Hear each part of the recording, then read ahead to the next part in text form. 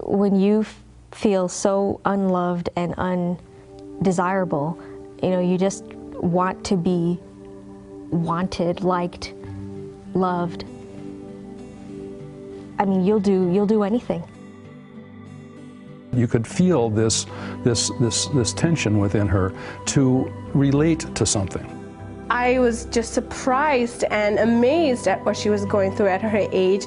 I wanted to be happy, and it was something that just seemed to elude me no matter what I did, no matter, you know, who my friends were, where I went. I mean, I tried everything. Loneliness.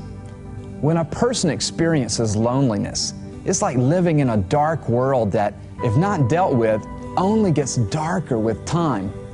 From childhood, Halima struggled to find her place and fit in.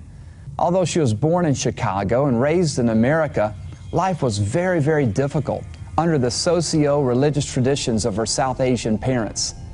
Imagine being Halima, going to school, trying to fit in with peers and classmates, but really you can't relate because they were raised in a different cultural value system.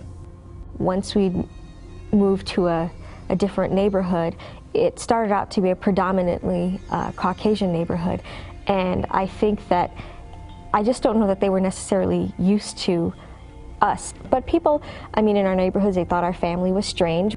Our parents, I don't know that it really bothered them as much. They just figured, well, you know, this is what you're going to get when you live in a different country. People, you know, they're not our people, they don't like us. Get over it, type of thing. The nature of her problems that I perceived were born from her family. Family is the strongest thing in your life in Asia, in Southeast Asia, and for me to see that her parents didn't want to talk to her, they didn't want to have a relationship, and the fact that she grew up with them and now she has a fear of them was very interesting to me. So when we came to the United States, I went to high school, but I found over time it didn't seem like anything was changing. All of your life decisions, major decisions, are really not made by you. They make those decisions, whether it's what you do for a profession, and probably more importantly in my own family was the arranged marriage process. I experienced that with my other friends, but happening in America was a different story. At that point, her life had really unraveled quite a bit. I was headed straight to hell. If I'm going there, well, I'm going to have a good time on my way. I ran away from home. The way that I did it was by leaving a letter in my parents' mailbox. You know, I wasn't sure exactly what I would do, but it would involve being with this boyfriend.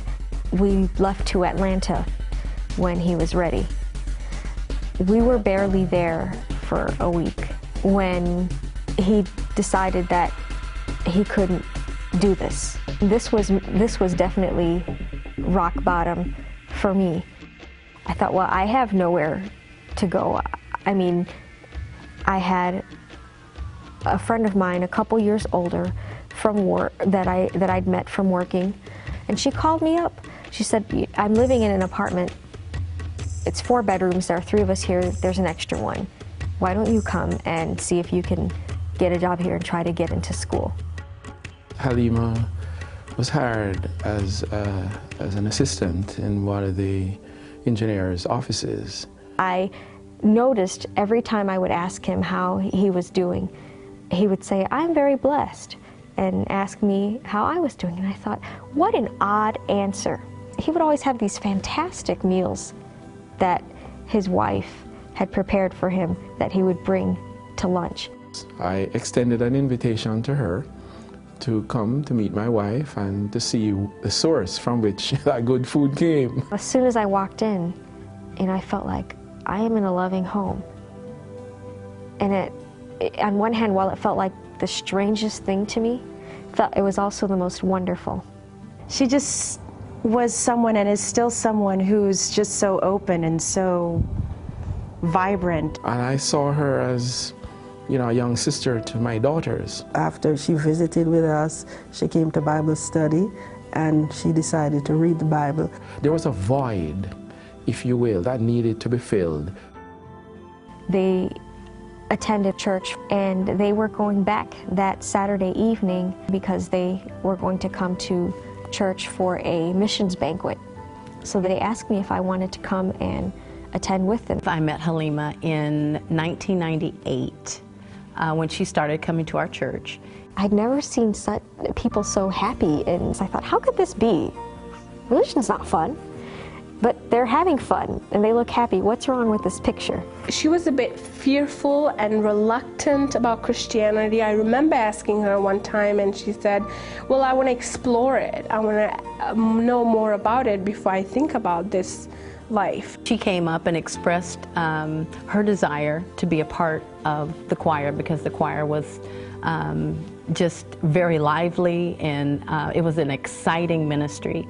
And she said, you know, I haven't come to faith as a Christian, but would you let me be in your choir? And we said, of course.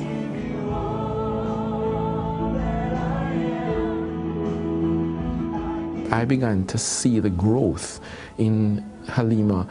She wanted to search it, know it, before she committed her life to Jesus. I thought to myself, this is the truth. I can't reject and run away from the truth. I have to accept this. Once she explored all the reasons why she wanted to become a Christian, she made that decision.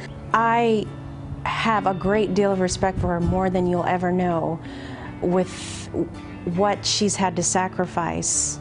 I'm very thrilled, if you will, to see, especially because I know where Halima started her walk with Jesus Christ, and to see her growth, in my opinion, it's phenomenal. God didn't use one person, He used so many. The fear in her eyes were gone. There was a peace in her heart. It's pretty incredible, and I'm just so blessed, above and beyond anything that I deserve, anything that I could have ever asked or had hoped for. You know, God has made, He has made just about every one of my dreams come true. There's a few more left, and I believe He'll make those come true too.